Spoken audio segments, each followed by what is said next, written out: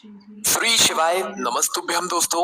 आप सभी लोग जानते हैं कि रक्षाबंधन का त्योहार आने वाला है और इस बार का रक्षाबंधन बहुत ही ज्यादा खास है क्योंकि इस बार का जो रक्षाबंधन है वो सावन महीने के 5वें सोमवार को पड़ रहा है या सावन महीने के आखिरी दिन पर पड़ रहा है। क्योंकि दोस्तों इस बार का सावन का महीना पूरे 5 सोमवार का है और ये बात भी आप लोगों को इस बार जरूर परेशान कर रही होगी कि भाई इस बार रक्षाबंधन का त्योहार किस दिन मनाया जाएगा और भद्रा काल अगर जो लग रहा है भाई वो किस समय से लेकर किस समय तक लगेगा और हमें किस समय से लेकर किस समय के बीच में राखी बांधनी चाहिए, मतलब कि राखी बांधने का शुभ मुहूर्त क्या है। और इसके अलावा रक्षाबंधन से जुड़े हुए आपके मन में बहुत सारे प्रश्न होंगे। राखी किस तरफ बैठकर बांधना है, राखी नीचे बैठकर बांधना है कि पलंग पर या सोफा पे बैठकर बांधना है, थाली कैसे तैयार करना है, राखी कौन से कलर की लेनी है, राखी कैसी नहीं लेनी है। इसी तरह के बहुत सारे प्रश्न हैं जिनका जवाब आपको इस वीडियो में मिल जाएगा।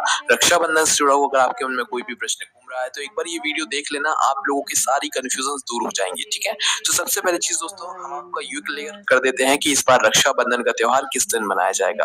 दरअसल एक जो है 2 तारीख लोगों के मन में इस बार भी भर दी है कि भाई रक्षाबंधन जो है वो 19 अगस्त के दिन मनाया जाएगा कि 20 अगस्त के दिन मनाया जाएगा। ठीक है, पहली बात तो आप अपने कैलेंडर में देखो, कैलेंडर में 19 अगस्त की रक्षाबंधन है तो 19 अगस्त की ही रक्षाबंधन है, कोई अगले दिन रक्षाबंधन नहीं है। 20 अगस्त ये सिर्फ आप लोगों को गुमराह करने के लिए बताया जा रहा है। ठीक है, तो 19 अगस्त 2024 के दिन ही रक्षाबंधन है क्योंकि रक्षाबंधन का जो त्योहार है वो सावन महीने की पूर्णिमा तिथि को मनाया जाता है। मतलब कि पूर्णिमा तिथि जो है वो 19 अगस्त 2024 के दिन पड़ रही है, जिस दिन सावन महीने का आखिरी सोमवार या 5वां सोमवार भी है और आखिरी दिन भी है। ठीक है, इसलिए इस बार का रक्षाबंधन बहुत ही ज्यादा खास है ना। तो भाई सबसे पहली चीज आपको समझ आ गई, रक्षाबंधन जो है वो 19 अगस्त 2024 के दिन यहाँ पर पड़ेगा, है ना।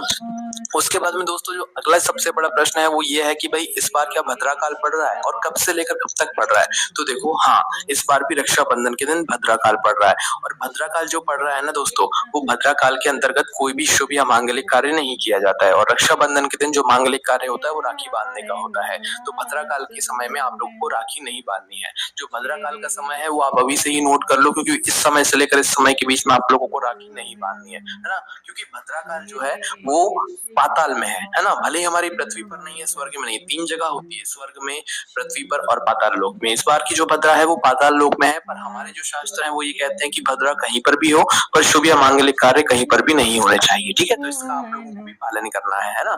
तो भाई करना क्या है, सबसे पहली चीज जो भद्रा का समय है, भद्रा काल जिस समय से शुरू होगा वो 19 अगस्त का ही दिन होगा, मतलब रक्षाबंधन का ही दिन होगा, जो कि सुबह 5:53 से शुरू हो जाएगा। ठीक है, भद्रा काल का समय 19 अगस्त को सुबह 5:53 से शुरू हो जाएगा, जो कि 19 अगस्त को दोपहर 1:30 बजे तक चलेगा या 1:32 तक का जो समय है ये भद्रा काल का समय रहेगा।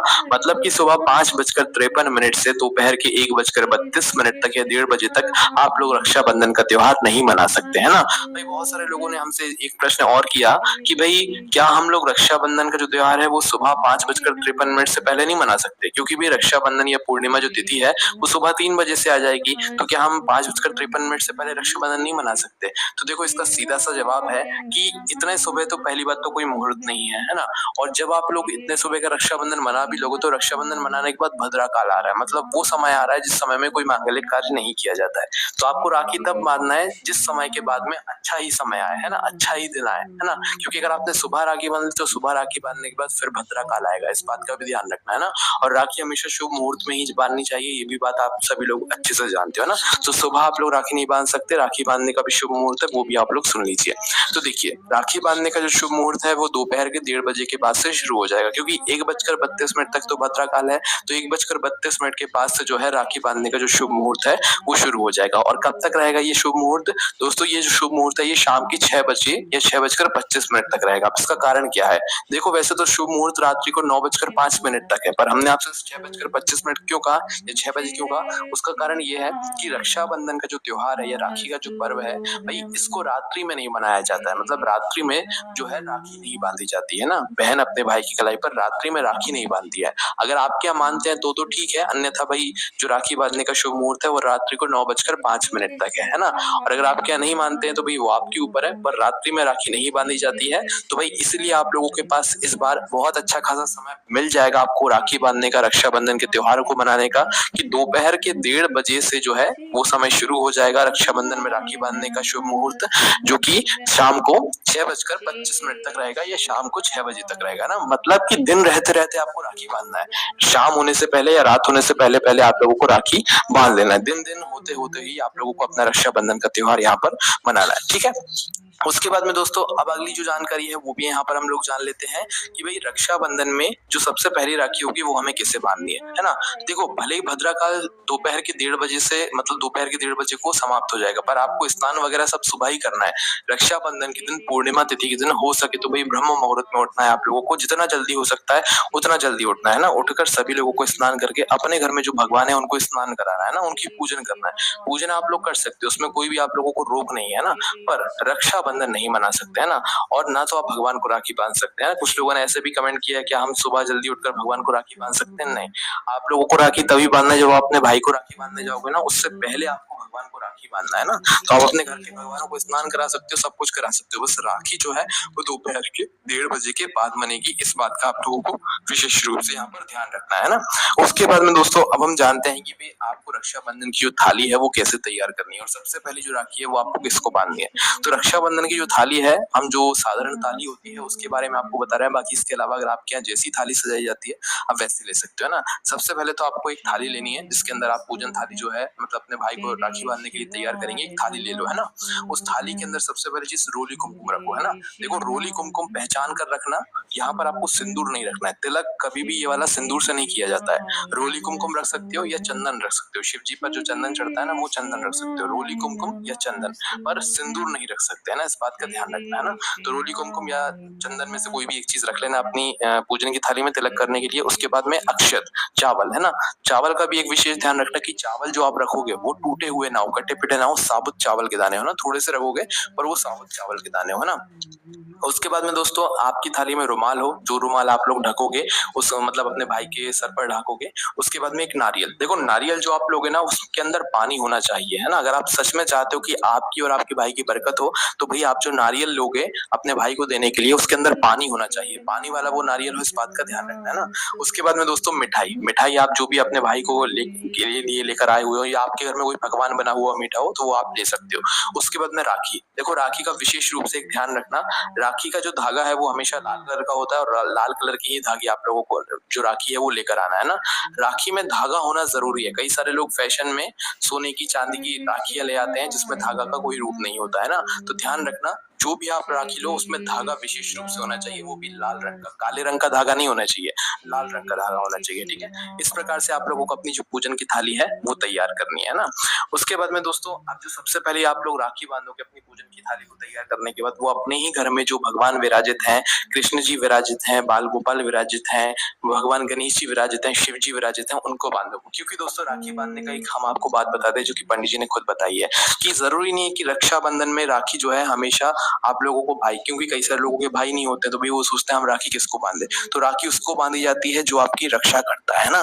तो रक्षा कौन करता है, रक्षा तो भगवान भी करते हैं। आपके घर में जो आपके पिता होते हैं वो भी रक्षा करते हैं, तो आप अपने पिता को भी राखी बांध सकते हो। और सबसे पहली जो राखी रहेगी वो आपके घर में आपके भगवानों को बंधेगी, मतलब आपके भगवान जो लड्डू गोपाल हैं, कृष्ण जी हैं, गणेश जी हैं है ना, शिव जी हैं, इनको सबसे पहली राखी बांधोगे ना। और भगवानों वाली राखी एक अलग आती है, ऐसा नहीं है कि आप सबसे बड़ी बड़ी राखी जो है भगवानों को पहना दो। भगवानों वाली राखी अलग आती है, वो आप लोगों को लेकर आनी है और भगवान को समर्पित करनी है पहले राखी। उसके बाद में फिर जो है आप लोगों को अपने भाई की कलाई पर राखी बांधनी है ना।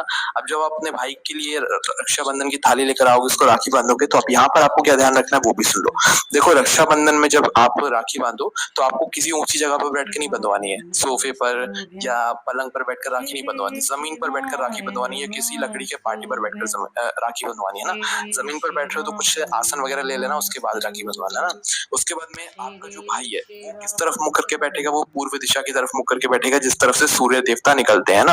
और आपका मुख किस तरफ होगा, आपका मुख पश्चिम दिशा की तरफ होगा है ना।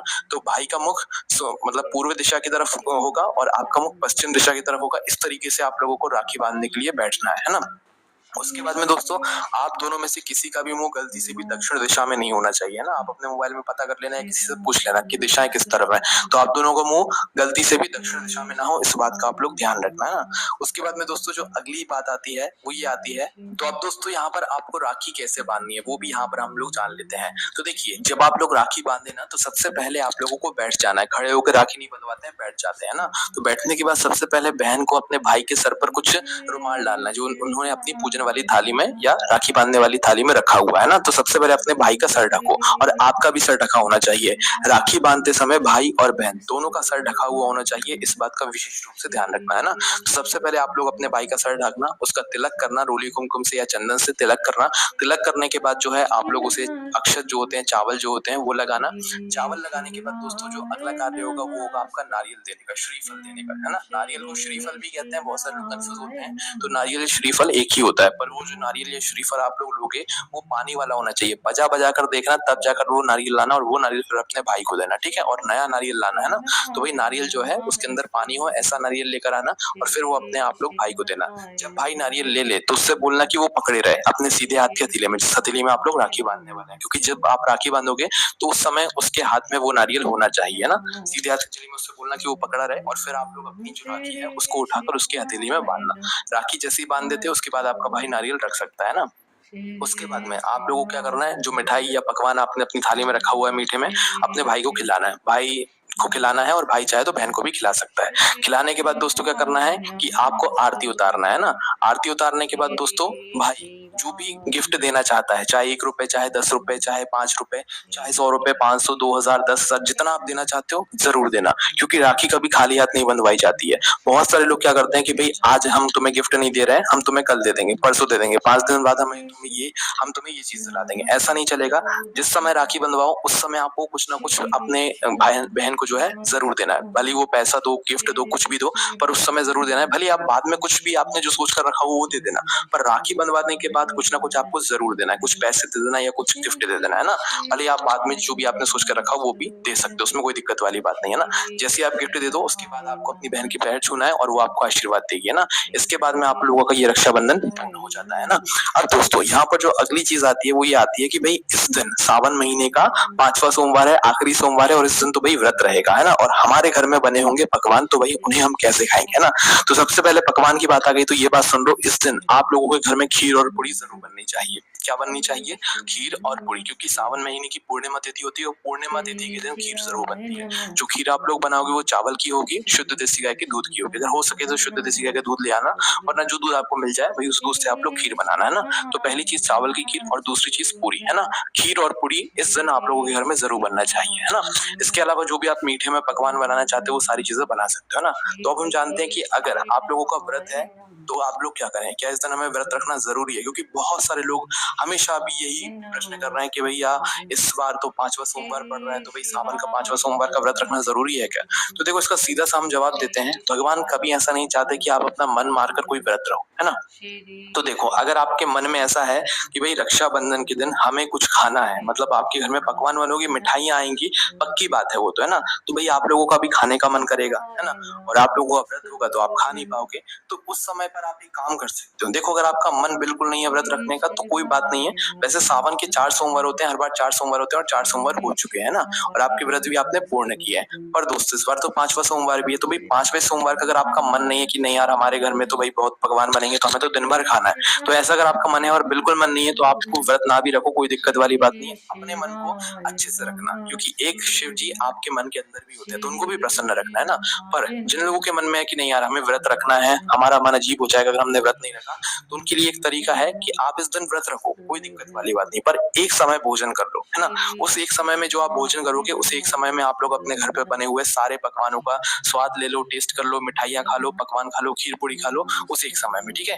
एक टाइम का फलहार कर लेना, चाहो तो कर सकती हो, एक टाइम का व्रत रख लो, है ना। एक टाइम का व्रत रख लो और एक टाइम का जो है आप लोग अपने घर में बना हुआ जो भी पकवान है, भोजन वगैरह है उसको कर लो, है ना। तो इस तरीके से आपका व्रत भी पूर्ण हो जाएगा सावन महीने के 5वें सोमवार का, और आपके मन में ये भी नहीं रहेगा कि हमने जो है रक्षाबंधन पे इस बार अच्छे से कुछ नहीं खा पाया। आपने सब सब खा भी लिया और अच्छे से आपका यहाँ पर व्रत भी पूर्ण हो गया। इसी के साथ में दोस्तों आखिरी में हम आपको एक बात और बताना चाहेंगे कि जो दीपक आप लोग अपनी पूजन की थाली में रखोगे, क्योंकि पूजन की थाली में आप लोग दीपक भी जरूर रखोगे, तो भाई वो जो दीपक होगा वो आप लोग लंबी बाती या गोल बाती किसी भी बाती का लगा सकते हो जो आपके घर में लगाई जाती हो, और उसके अंदर जो चीज आप लोग डालोगे वो शुद्ध देसी गाय का घी डालोगे। उस घी से आप लोग फिर अपना ये दीपक जलाओगे और इस दीपक से ही जो है फिर आप अपने भाई की अपने पूजन की थाली में इस दीपक को रखकर आरती करोगे, ठीक है। इसके बाद में दोस्तों जब गिफ्ट की बारी आए या पैसे देने की बारी आई, तो कभी बहन को जो है अपने मुंह से ये नहीं बोलना है कि हमें ये चीज चाहिए। जो भाई दे रहा है, भले वो 1 रुपए दे रहा है, 5 रुपए दे रहा है, 100 रुपए दे रहा है, 10,000 दे रहा है, जितना दे रहा है वो अपने मन से दे रहा है, तो भाई उसको देने दो। आपको अपने मुंह खोलकर कुछ नहीं बोलना है कि भैया हमें ये चाहिए, है ना, हमें ये नहीं चाहिए, हमें ये नहीं चाहिए। जो वो दे रहा है एक बार में उससे ले लेना, ठीक है, क्योंकि इससे आपको वो मिलेगा जिसकी आपने कभी कल्पना भी नहीं करी होगी। आपको भगवान को भी तो प्रसन्न करना है ना, तो आपको अपने भाई से मुंह खोलकर नहीं मांगना है, जो वो दे रहा है उसको आपको चुपचाप ले लेना है ना। इससे आपके घर में बरकत होती है ना, तो इसलिए आपके भाई जो आपको देंगे भाई वो आपको ले लेना है, और ऐसा नहीं बोलना है कि भैया हमें इतने रुपए चाहिए या हमें ये गिफ्ट चाहिए या हमें ये बड़ी चीज चाहिए, नहीं, जो आपका भाई दे रहे हैं भाई वो आपको ले लेना है ना। इसी से आपके घर में बरकत रहेगी, आपके भाई के घर में भी बरकत रहेगी और आपके घर में भी बरकत रहेगी, और आपको वो चीजें मिलेंगी जिसकी आपने कभी कल्पना भी नहीं करी होगी, ठीक है। तो इस बात का भी आप लोगों को ध्यान रखना है। तो इस रक्षाबंधन से जुड़े हुए सारे प्रश्नों के जवाब हमने आपको दे दिए हैं। बाकी दोस्तों इस बार की जो राखी है वो बहुत ही ज्यादा खास है, अच्छे से मनाइएगा, पकवान खाने हैं, सारी चीजें खाइएगा। हमने आपको सारे तरीके बता दिए हैं व्रत रखने या ना रखने के, है ना। तो ये जितनी भी चीजें हमने बताई हैं ये सभी लोगों के लिए लागू होती है। आपके मन में कोई प्रश्न है तो हमसे कमेंट करके पूछ सकते हैं। ओम नमः शिवाय, जय बोले श्री शिवाय, नमस्तुभ्यं। सभी भाई बहनों को रक्षाबंधन की बहुत बहुत शुभकामनाएं। खुश रहो, स्वस्थ रहो। श्री शिवाय नमस्तुभ्यम, श्री शिवाय नमस्तुभ्यम, श्री शिवाय नमस्तुभ्यम। हर हर महादेव।